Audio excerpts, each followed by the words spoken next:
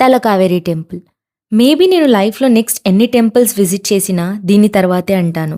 ఎందుకలా చెప్పానో video end వరకు చూడండి, మీకే అర్థమవుతుంది. చుట్టూ పొగమంచు, ఎటు చూసినా పచ్చదనం, సన్నని చినుకులు అన్నీ ఒకటిగా చేరి ఆ నేచర్ మనల్ని హెవెన్‌లోకి వెల్కమ్ చేస్తున్న ఫీలింగ్ అయితే వస్తుంది. ఇంకో 20 మినిట్స్ లేట్ అయినా టెంపుల్ క్లోజ్ చేసేవాళ్ళు. Because evening 5:30 PM after no entry అన్నారు. గాయ్స్, పొరపాటున కూడా వీడియో బ్లర్ వస్తుంది అనుకోకండి.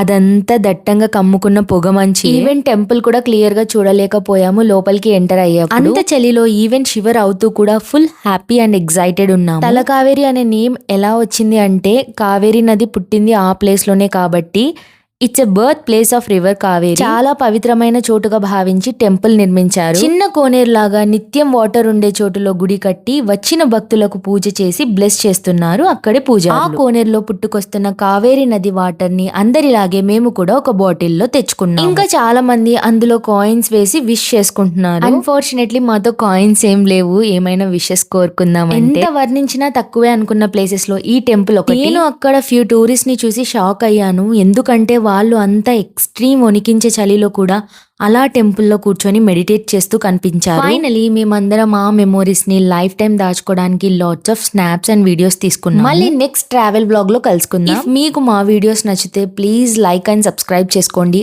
Until then bye.